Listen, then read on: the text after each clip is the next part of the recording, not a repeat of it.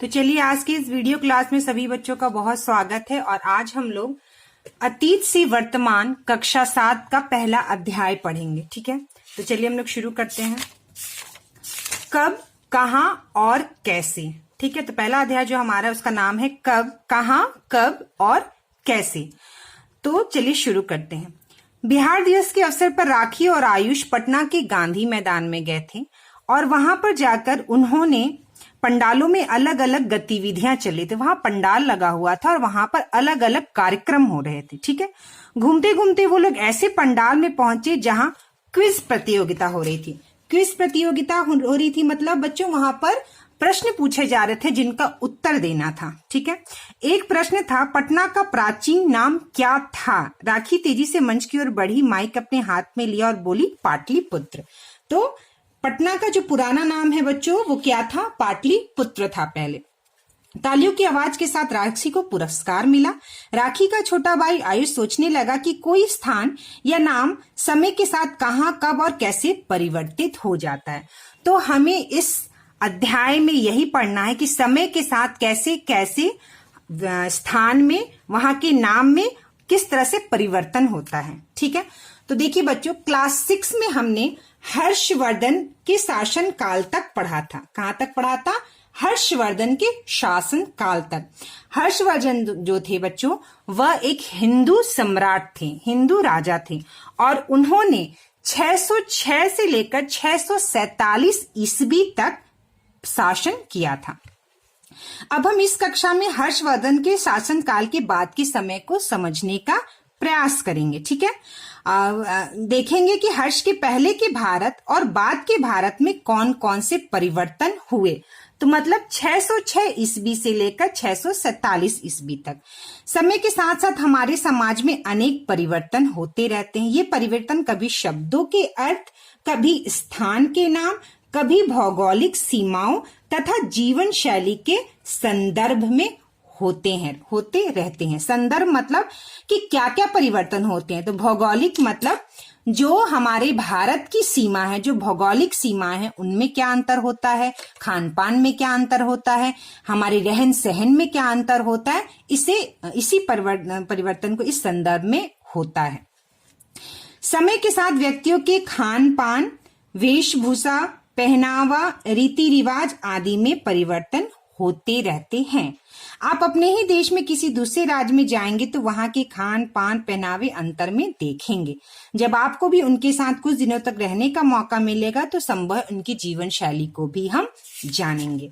ठीक है, तो चलिए अब हम लोग एक यहाँ पर मैं आपको ये बताना चाहूंगी, ये बहुत जरूरी है बताना। भारतीय इतिहास जो बच्चों हम लोग पढ़ रहे हैं वो 3 भागों में बांटा गया है। प्राचीन भारत, मध्यकालीन भारत और आधुनिक भारत। आज जिस युग में हम लोग रह रहे हैं उसे हम आधुनिक भारत कहते हैं। तो हम आज किस युग में हैं? आधुनिक भारत के युग में। और एक प्राचीन भारत था। ठीक है, और प्राचीन भारत और आधुनिक भारत के जो बीच का समय है उसे हम मध्यकालीन भारत कहते हैं। अब देखिए बच्चों यहाँ पर एक पॉइंट है कि आगे की चर्चा में मोटे तौर पर 750 से लेकर 1750 और यहाँ पे छोटा सा पॉइंट है ईस्वी, इसे क्या कहते हैं बच्चों? ईस्वी। 8वीं शताब्दी के मध्य से 18वीं शताब्दी के मध्य। शताब्दी का अर्थ होता है बच्चों 100 साल। 100 वर्ष को हम एक शताब्दी कहते हैं। ठीक है, 100 वर्ष को एक शताब्दी कहते हैं। अब 750 से 1750 ईस्वी, ईस्वी का क्या मतलब होता है ये हमें बहुत जरूरी है जानना। अगर हम इतिहास पढ़ रहे हैं तो हमें इसका ज्ञान जरूर होना चाहिए कि ईस्वी किसे कहते हैं। तो चलिए हम लोग ईस्वी को पहले समझते हैं कि ईस्वी किसे कहते हैं। इतिहास की घटना को बताने के लिए इतिहास के सालों को 2 हिस्सों में बांटा गया है। एक हिस्सा है ईसा पूर्व और दूसरा हिस्सा है ईस्वी। ठीक है, तो देखिए ईस्वी किसे कहते हैं? जिसका अर्थ है ईसा मसीह के जन्म के बाद के वर्षों को दर्शाता है। ठीक है, जो ईसा मसीह के बारे में हम सब लोग जानते हैं।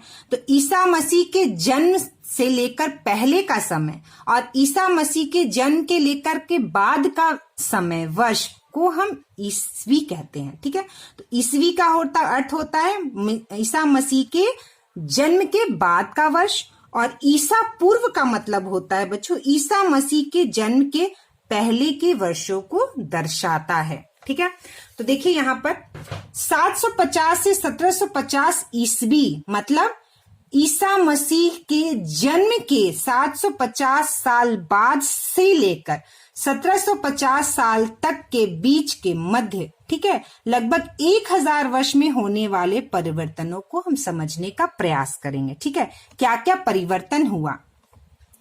आज हम अपने देश के हिंदुस्तान नाम का प्रयोग भारत और इंडिया पर्यायवाची के रूप में करते हैं। ठीक है, क्या आप जानते हैं कि यह नाम 13वीं शताब्दी में तुर्क सत्ता की स्थापना के बाद प्रचलित हुआ। ठीक है, तो ये जो हिंदुस्तान नाम है बच्चों 13वीं शताब्दी तुर्क सत्ता की स्थापना के बाद प्रचलित हुआ। तुर्क सत्ता की स्थापना से ही मुस्लिमों का जो है वह आगमन हुआ था। ठीक है, अब देखिए यहाँ पर 1030 ईस्वी में भारत का जो ये मानचित्र था बच्चों वह दिखाया गया। तो देखिए यहाँ बंगाल की खाड़ी, अरब सागर, हिंद महासागर। देखिए यहाँ चोल साम्राज्य लिखा हुआ है, चालुक्य लिखा हुआ है, कलिंग, ठीक है, महानदी, कलचुरी, प्रतिद्वार, तोमर, चौहान। तो देख रहे हैं इस तरह से आपको शासकों का नाम यहाँ देखने को मिल रहा है। ठीक है, इसके बाद एक मानचित्र 2 यहाँ पे दिया हुआ है। यहाँ पे सिंध, गजवी, कच्छ, गुजरात, अहमदनगर, बीजापुर, इस तरह से इसका मानचित्र 2 मानचित्र दिए हुए हैं। उस समय हिंदुस्तान की भौगोलिक सीमा उन क्षेत्रों पर आधारित थी जो तुर्क सत्ता के अधीन थी। ठीक है, तो जो भौगोलिक सीमा थी हमारे भारत की वह किन क्षेत्रों पे थी? तुर्क सत्ता के अधीन थी। ठीक है, तुर्क सत्ता ने क्या किया था? हमारे भारत पर राज्य किया था। ठीक है, लगभग 3 शताब्दी का मतलब 300 साल, ठीक है, बाद मुगल वंश के संस्थापक कौन थे? बाबर ने हिंदुस्तान शब्द का प्रयोग वस्तुतः संपूर्ण उपमहाद्वीप के लिए किया। ठीक है, उपमहाद्वीप मतलब भारत हमारा एक उपमहाद्वीप है। यद्यपि इस क्षेत्र में मुगल सत्ता का सर्वाधिक विस्तार 17वीं शताब्दी के अंतिम वर्षों में बाबर के वंशज औरंगजेब के समय में हुआ। इसी प्रकार हमारा राज्य बिहार के नाम से जाना जाता है। इस शब्द का सबसे पहले प्रयोग 13वीं शताब्दी के एक इतिहासकार मिन्हाज ए सिराज ने किया। ठीक है, तो बिहार का जो नाम है बच्चों वह 13वीं शताब्दी में इतिहासकार थे, उनका क्या नाम था? मिन्हाज ए सिराज। उन्होंने ही बिहार शब्द का प्रयोग किया था। ठीक है, नेक्स्ट आते हैं। बौद्ध विहारों की इस भूमि को अर्जे बिहार का नाम दिया और मुगल काल में अकबर ने इसे प्रांत के रूप में गठित किया। ठीक है, अर्जे विहार का नाम दिया गया। ठीक है, क्या नाम दिया गया? अर्जे विहार का। और अकबर ने इसे प्रांत का मतलब होता है बच्चों राज्य। ठीक है, तो अकबर ने इसे एक प्रांत के रूप में गठित किया। तो बिहार के बारे में हमने 3 चीजें जाना कि बिहार का जो नाम था वह इतिहासकार मिन्हाज ए मिराज ने किया था और विहारों की इस भूमि को अर्जे विहार का नाम दिया और फिर इसका नाम क्या दिया था बच्चों? अर्जे विहार। ठीक है, और अकबर ने इसे प्रांत के रूप में गठित किया था। तो ठीक है, चलिए अब नेक्स्ट क्वेश्चन है। मानचित्र 2 करीब 700 साल के बाद औरंगजेब के विशाल साम्राज्य दिखाता है। इसके भी प्रमुख राज्यों की सूची बनाएं। ठीक है, तो मानचित्र 2 में बोल रहा है बच्चों यहाँ पे प्रमुख राज्यों की आपको सूची बनानी है। क्या करना है बच्चों? प्रमुख राज्यों की आपको सूची बनानी है। तो इसमें कौन कौन से राज्य हैं? ठीक है, तो यहाँ पे देखिए कच्छ, गजनी, सिंध, अहमदनगर, बीजापुर, इस तरह के यहाँ पे राज्य दिए हुए हैं। तो यहाँ पे बोला है देखिए इसकी सूची बनाइए। तो यहाँ पे गजनी है, कश्मीर है, तो उस सूची में हम लोग क्या क्या नाम दे सकते हैं बच्चों? गजनी। ठीक है, यहाँ पे थोड़ा सा धुंधला है। गजनी है, कश्मीर है, सिंध है।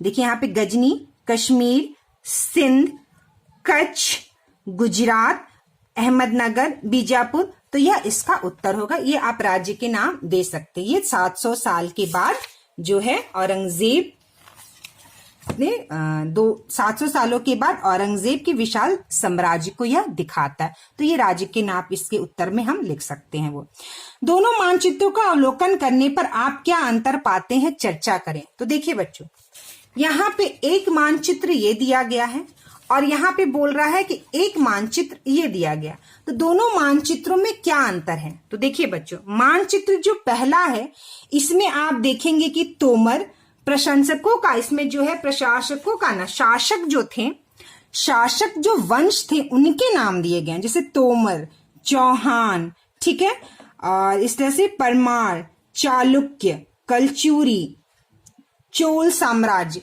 तो यहाँ पर क्या है बच्चों कि शासक वंशों का प्रमुखता दिखाई गई है। मानचित्र 1 में जो शासक वंश थे उनको प्रमुखता दिखाई गई है और जो मानचित्र 2 है इसमें राज्य को प्रमुखता दिखाई गई है। ठीक है, शासक, तो यहां आप लिख सकते हैं बच्चों शासक, शासक वंशों को प्रमुखता दिखाई गई है, शासक वंशों को प्रमुखता दिखाई गई, हम यहां पे लिख सकते हैं प्रमुखता दिखाई गई है। तो हम यहां लिख सकते हैं, यहाँ पे मानचित्र 1 में शासक वंशों को प्रमुखता दिखाई गई है, लेकिन मानचित्र 2 जो है बच्चों, इसमें जो है मानचित्र 2 में जो है बच्चों, इसमें राज्यों को प्रमुखता दिखाई गई है, राज्यों को प्रमुखता दिखाई गई है। आप यह इसका उत्तर यहां पर लिख सकते हैं। ठीक है, अब चलिए यहाँ पे आते हैं।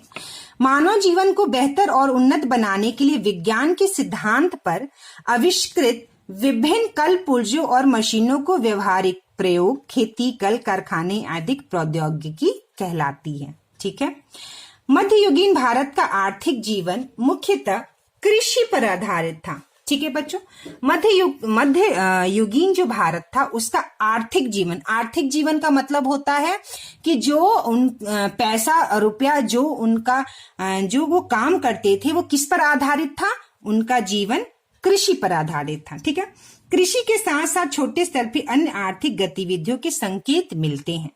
इनसे वाणिज्य, व्यापार और शहरी जीवन की रफ्तार धीरे धीरे बढ़ने लगी। ठीक है, तो जैसे जैसे कृषि बढ़ने लगा वैसे वैसे जो है रफ्तार जो है जीवन की वह बढ़ने लगी। इसमें विज्ञान तथा प्रौद्योगिकी के विकास की भूमिका महत्वपूर्ण थी। ठीक है, तो विज्ञान और इंडस्ट्रियलाइजेशन जो है, साइंस, वह जो है बढ़ने लगा। उत्पादन के क्षेत्र में आए तकनीकी परिवर्तनों के फलस्वरूप नगरों के विकास, उनकी संख्या में वृद्धि हो रही थी। फिर धीरे धीरे क्या हुआ, एक नगर से दूसरे नगर और नगर बढ़ते चले गए।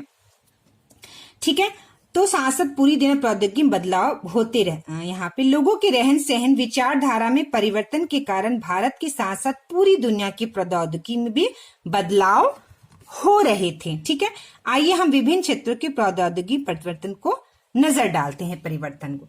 तो क्या हो गया बच्चों, विज्ञान और प्रौद्योगिकी से जो है वह हमारे जीवन को रफ्तार मिली। जैसा कि आप जानते हैं प्राचीन समय से खेती लोगों की आय का प्रमुख साधन है। ठीक है, तो आय मतलब जो हमारी महीने की जो कमाई है, जो साल की कमाई है, उसे हम आय कहते हैं, जो हम कमाते हैं।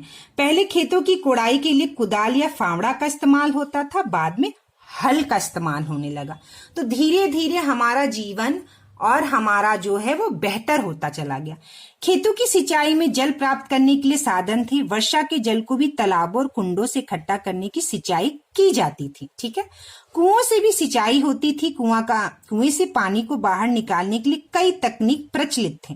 पानी को बाहर निकालने के लिए अर्घट या घंटी यंत्र का इस्तेमाल प्राचीन समय से ही होता था। तो देख रहे हैं बच्चों, यहाँ पे अर्घट या घटी यंत्र का इस्तेमाल प्राचीन से ही होता था। बाद में रहट का इस्तेमाल होने लगा। रहट में जंजीर लगी होती है जो पानी को गहराई से निकाल पाना संभव बनाती है। तो पहले जो पानी निकालने की जो सुविधा थी उस सुविधा को रहट और यहाँ पर देखिए अर्घट कहते थे। ठीक है, जो पानी निकालने की जो वो सिंचाई थी। वहीं दांतेदार पहिए इसे पशु शक्ति के उपयोग और जंजीर को गति को ठीक तरह से नियंत्रित करने में सक्षम बनाते हैं। आज भी कई गांवों में कहीं कहीं सिंचाई के लिए रहट का प्रयोग आसानी से आप देख सकते हैं। प्राचीन भारत में वस्त्र उद्योग के क्षेत्र में धागों की कताई के लिए केवल हाथ से चलने वाले पहिए और तकली का प्रयोग होता था। तो पहले जो है वस्त्र के लिए हम क्या प्रयोग करते थे बच्चों? तकली का प्रयोग करते थे। बाद में 13वीं शताब्दी के आसपास इस क्षेत्र में चरखे का प्रयोग होने लगा। देखिए, चरखे का प्रयोग बाद में होने लगा। धुनिया की कमान, ये देखिए धुनिया, जिससे कपड़े धुनते थे, ठीक है। धुनिया की कमान भी संभवतः इसी समय भारत में आई थी। तो देखा हमने वस्त्र के उद्योग में, कृषि के उद्योग में, खेती के लिए किस तरह से बदलाव हुए, ठीक है। तकली से सूत काटने में बहुत समय लगता था, वहीं चरखे से सूत काटने की गति काफी बढ़ गई। तो तकली से समय लगता था, चरखा से जो है वह सूत की कताई वह बढ़ गई। जैसे जैसे धर के चरखे और धुनकी का प्रसार होता गया, सूती कपड़े की गुणवत्ता एवं उत्पादन में वृद्धि हुई, ठीक है। जैसा कि आपने कक्षा 6 में पढ़ा, लेखन के क्षेत्र में हमारे देश के लोग ताड़ के पत्तों का अधिक प्रयोग करते थे। तो पहले किस चीज का प्रयोग किया जाता था बच्चों लिखने के लिए? ताड़ के पत्तों का प्रयोग किया जाता था। परंतु मध्य युग में तुर्कों के आगमन के साथ लेखन में कागज का व्यापक उपयोग होने लगा। तो जब तुर्कों का आगमन हुआ बच्चों, तब जाके कागज का उपयोग जो है वह होने लगा। सबसे पहले कागज 100 ईस्वी के आसपास चीन में बनाया गया था। तो बच्चों ये सब कुछ महत्वपूर्ण जो है पॉइंट है, इसे जरूर अंडरलाइन करते रहना चाहिए। जब हम रीडिंग करते हैं, किसी चैप्टर को पढ़ते हैं, जो इसमें इंपॉर्टेंट पॉइंट है उसको जरूर अंडरलाइन करना चाहिए, ठीक है। सबसे पहले कागज कहाँ बना बच्चों? 100 ईस्वी में बना। और कहाँ बना? चीन में बना। अपने देश में कागज का प्रयोग 13वीं शताब्दी के आसपास हुआ। इससे ज्ञान और शिक्षा के प्रसार में काफी वृद्धि हुई। व्यापारिक लेन देन में भी काफी सुविधाएं बढ़ गईं। उस काल की रचनाएं आज भी पांडुलिपियों के रूप में सुरक्षित हैं, ठीक है। पांडुलिपि क्या होता है बच्चों? हाथ से लिखी हुई जो सामग्री होती है उसे हम पांडुलिपि कहते हैं, ठीक है। 13वीं शताब्दी के आसपास विज्ञान के क्षेत्र में समुद्री जहाज पर चुंबकीय कुतुबनुमा दिशा सूचक यंत्र का प्रयोग हुआ, ठीक है बच्चों। तो हम 13वीं शताब्दी में ही विज्ञान का जो क्षेत्र है उसमें समुद्र जहाज में चुंबकीय कुतुबनुमा दिशा सूचक यंत्र का प्रयोग हुआ। इस नवीन आविष्कार का समुद्री व्यापार पर अच्छा प्रभाव पड़ा और समुद्र में यात्रा करने में क्या हुई बच्चों? सुविधा मिली। दूसरा प्रमुख आविष्कार था समय सूचक उपकरणों का प्रयोग करना, समय देखना, ठीक है। तो क्या आविष्कार था बच्चों? समय कैसे देखेंगे? तो समय देखने के लिए क्या क्या आविष्कार हुए? 14वीं शताब्दी में सुल्तान फिरोज शाह ने फिरोजाबाद में एक मीनार पर अनेक नक्षत्र घड़ियों, एक धूप घड़ी और एक झल घड़ी भी लगाई थी, जिससे समय की सही सूचना दी जाती थी। तो किसने लगवाई थी बच्चों? सुल्तान फिरोज शाह ने। और कहाँ लगवाई थी? फिरोजाबाद, दिल्ली में एक जगह है, वहां लगवाई थी। और क्या क्या था वो? नक्षत्र घड़ी, धूप घड़ी, जल घड़ी, जिससे समय पता चलता था। चलिए नेक्स्ट पैरा। युद्ध के क्षेत्र में घुड़सवार सैनिकों की सुविधा के लिए 2 महत्वपूर्ण आविष्कार इसी समय हुए, ठीक है। युद्ध भी वहां इस समय बहुत होते थे, तो उसमें सैनिकों की सुविधा के लिए 2 आविष्कार हुए। पहला आविष्कार था लोहे की रकाब, जिससे सैनिकों को घोड़ों पर जमकर बैठने में सुविधा प्राप्त हुई। जब हम बच्चों घोड़े पर बैठते हैं तो नीचे लोहे का स्टैंड जैसा होता है जिस पर हम पैर रख के बैठते, उसे ही हम रकाब कहते हैं। तो घोड़े पर बैठने के लिए वह लगाने से सैनिकों को बहुत सुविधा हुई। इसके उपयोग से युद्ध क्षेत्र में आक्रमण का तरीका और अधिक कारगर हो गया, ठीक है। दूसरा आविष्कार था लोहे का नाल, जो घोड़े के खुर में लगाई जाती थी। बच्चों घोड़े का जो नाल होता है, जो घोड़े का जो पैर होता है नीचे, वहां पे लगाई जाती है लोहे की, ठीक है। इससे क्या लाभ हुआ? पहला, इससे नरम जमीन पर घोड़े के पैर को अच्छी पकड़ प्राप्त होती थी। और दूसरा, खुरदुरे कठोर धरातल पर घुड़ सुरक्षित रहते थे। भारत में इन दोनों आविष्कारों का प्रचलन 9वीं शताब्दी के बाद से हुआ, जिसके फलस्वरूप युद्ध नीति में काफी परिवर्तन हुए। परंतु इसका व्यापक प्रयोग तुर्कों के आगमन के बाद ही संभव हुआ। तो घोड़े का जो नाल होता है बच्चों, वो घोड़े का जो पैर होता है उसके नीचे लगाया जाता है, जिससे जहां प्लेन जगह रहती है तो वहां पे पकड़ उनकी अच्छी बनती है। और जो खुरदरे रास्ते होते हैं तो घोड़े जब चलता है तो उसे उसका जो खुर होता है नीचे का हिस्सा वह ठीक रहता है। चलिए नेक्स्ट है हमारा, नई प्रौद्योगिकी विचारधारा लाने भारत के बाहर से आए लोगों का भी बहुत बड़ा योगदान है। जैसा कि आप जानते हैं प्राचीन समय से ही उपमहाद्वीप के लोग व्यापार करने दूसरे देश में जाते थे। ठीक उसी प्रकार इन देशों में भी लोग व्यापार करने भारत आते थे। ठीक है, तो व्यापार करने के लिए क्या होता, बाहर से लोग हमारे भारत में आते थे। ऐसे ही एक व्यापारियों का समूह अरब प्रायद्वीप से भारत के पश्चिमी तट से होकर भारत आया। ठीक है, कौन आया बच्चों? अरब से लोग हमारे भारत में आए। धीरे धीरे इनमें से कुछ व्यापारियों ने यहाँ रहना प्रारंभ किया। अरब लोगों ने 8वीं शताब्दी में सिंध पर अपना शासन भी स्थापित किया।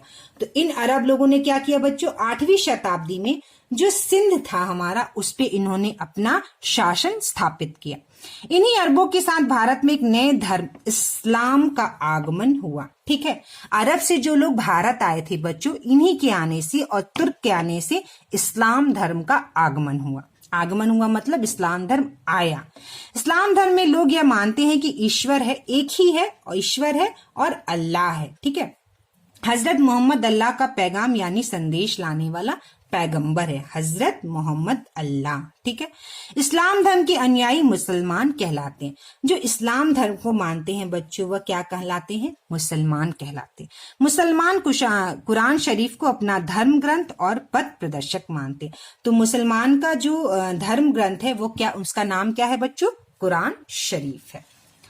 अरब लोग अपने साथ अपने यहाँ की रीति रिवाज, पहनावा, पकवान लेकर भी आए। तो जब अरब से वो लोग आए तो देखिए क्या क्या बदलाव हमारे भारत में हुआ। इनके प्रमुख पकवानों पुलाव, बिरयानी, कोरमा, फिरनी आदि प्रमुख हैं। कालांतर में ऐसे ही नए प्रभाव तुर्क, अफगान और मुगल भारत में लेकर आ गए। तो इन्होंने जो पुलाव, बिरयानी, कोरमा ये जो लेकर आए थे अरब से, भारत में भी बनने लगे और धीरे धीरे भारत में भी इसका प्रचार बढ़ गया। अरबों का प्रभाव भारत की सीमावर्ती एवं तटीय क्षेत्रों तक सीमित रहा। ठीक है, इस संपर्क में ज्ञान, विज्ञान, वैचारिक स्तर पर सीमित आदान प्रदान हुआ। कालांतर में तुर्क, अफगान, ईरानी, मुगलों ने इस देश में प्रवेश किया और भारत में स्थायी राज्यों की स्थापना की। उसके बाद बच्चों अरब से जब लोग भारत आ गए तो उसके बाद तुर्क से लोग पहले आए, फिर अरब से लोग आए, फिर अफगान से, ईरान से मुगलों ने इस देश में प्रवेश किया और भारत में स्थायी राज्यों की स्थापना की। फिर ये लोग आए और इन्होंने स्थापना की। इनके आने से सामाजिक, सांस्कृतिक और बौद्धिक जीवन में ज्यादा व्यापक और दूरगामी प्रभाव पड़े। ठीक है, देखिए यहाँ पर एक दिया हुआ है, मध्यकाल के कौन कौन से खाद्य पदार्थ हम आज भी खाते हैं, उस दौर में आम लोग क्या पहनते होंगे। तो ठीक है बच्चों, ये देखिए यहाँ पर तो क्या क्या खाते हैं। देखिए जैसे पुलाव, बिरयानी, कुरमा, फिरनी, ये पहले भी खाते थे और हम लोग आज भी खाते हैं। पहले भी चावल, गेहूं, फल जैसे आम, अमरूद पहले भी खाते थे और हम लोग आज भी खाते हैं। दूसरा यहाँ पे प्रश्न दे रहा है, उस दौर में आम लोग क्या पहनते होंगे। तो देखिए बच्चों, उस दौर में जो मुस्लिम थे वह जो है लुंगी पहनते थे और जो हिंदू थे वह धोती पहनते थे, जो आज भी लोग पहनते हैं। लेकिन आज भी हिंदू और मुस्लिम एक साथ रहने से और एक साथ भाईचारा होने से लुंगी भी पहनते, धोती दोनों चीजें पहनते हैं। ठीक है, अब यहाँ पे दिया हुआ है, क्या कारण रहा होगा कि भारत अतीत से ही संसार के लोगों के लिए आकर्षण का केंद्र रहा। तो बहुत सारी चीजें हैं बच्चों, भारत जो है आकर्षण का केंद्र रहा। जैसे यहाँ के ऋषि मुनि, यहाँ के तप योग जो है आज भी भारत के लोग जाने जाते हैं। ठीक है, तपस्या के लिए ऋषि यहाँ की गंगा जल, यहाँ की मिट्टी जितनी उपजाऊ है, तो ये बहुत सारी चीजें हैं जिसके लिए यहाँ के मंदिर, यहाँ के देवी देवताओं, तो यहाँ के लिए भारत जो है हमेशा प्रचलित रहा है। ठीक है, चलिए आगे चलते हैं। यहाँ से देखिए पॉइंट, इनसे हमारी भाषा, रहन सहन, पोशाक, रीति रिवाज प्रभावित हुए और मिली जुली परंपरा का विकास हुआ। तो अरब से, ईरान से जब लोग आए, रहने लगे, तो हमारे भाषा का हमारा विस्तार हुआ। भाषा, रहन सहन, पोशाक, रीति रिवाज आदि प्रभावित और उनमें एक मिली जुली परंपरा का विकास हुआ। तो मतलब कहने का मतलब बच्चों, हमारी और उनकी परंपरा मिलजुल गई और मिलजुलने से एक अलग परंपरा का विकास हुआ। इसे ही गंगा जमुनी संस्कृति कहते हैं। ठीक है, तो मिली जुली जो परंपरा होती है उसे ही हम गंगा जमुनी संस्कृति कहते हैं। प्रसिद्ध विद्वान सैयद सुलेमान नबी ने भारत में बस गए अरब के एक कवि जिलो सिंधी के करबी गीत का उद्धरण किया, जिसमें वह भारत की दिल खोलकर प्रशंसा करते हैं। तो देखिए यहाँ पर एक कवि